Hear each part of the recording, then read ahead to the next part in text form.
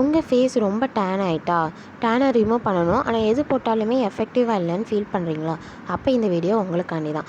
இந்த வீடியோவில் நான் எல்லாமே ஸ்டெப் பை ஸ்டெப் சொல்லியிருக்கேன். ஸோ எதையுமே ஸ்கிப் பண்ணாமல் பாருங்கள்.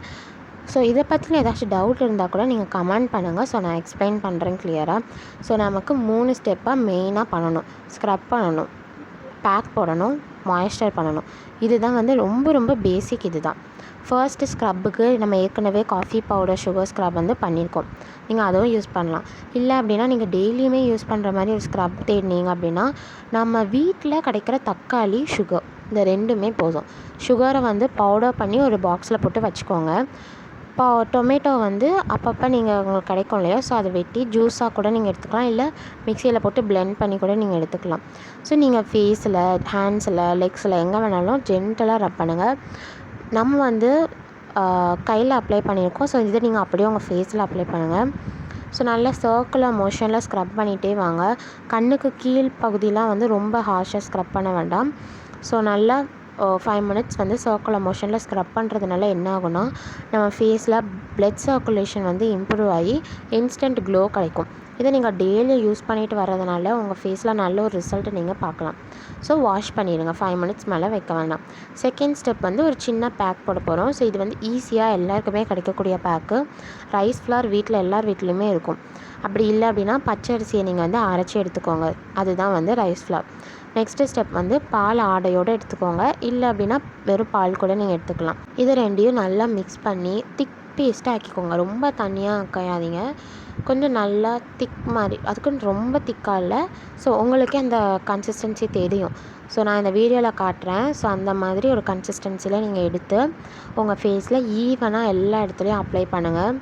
ஸோ ஒரு இடத்துல திக்காக, ஒரு இடத்துல லைட்டாக அப்ளை பண்ணாமல், ஸோ நெத்தியிலேருந்து நீங்கள் ஃபேஸில் மட்டும் போடாமல் கழுத்துக்கும் போடுங்க.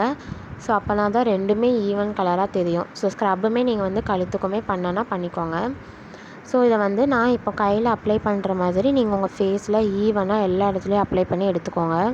அப்ளை பண்ணிட்டீங்க அப்படின்னா நீங்கள் அப்ளை பண்ணுறதே பார்த்தீங்கன்னா இந்த மாதிரி சர்க்குலர் மோஷன்லேயே நீங்கள் அப்ளை பண்ணுங்கள். ஸோ அதனால் என்ன ஆகும்னா நமக்கு ப்ளட் சர்க்குலேஷன் நல்லா இம்ப்ரூவ் ஆகும். அவ்வளோதான், வேறு எதுவும் இல்லை. ஸோ நல்லா நீங்கள் அப்ளை பண்ணிவிட்டு ஒரு 15 to 20 மினிட்ஸ் நீங்கள் வந்து அப்படியே வச்சுருங்க ஃபேஸில். ஸோ ஏதாச்சும் ஒர்க் இருந்துச்சு அப்படின்னா ஸோ ஃபேஸில் போட்டுகிட்டே நீங்கள் வந்து பார்த்து முடிச்சுருங்க. ஸோ நெக்ஸ்ட்டு ஸ்டெப் என்ன அப்படின்னா இது வந்து நல்லா ட்ரை ஆகணும். நல்லா ட்ரை ஆகணும்.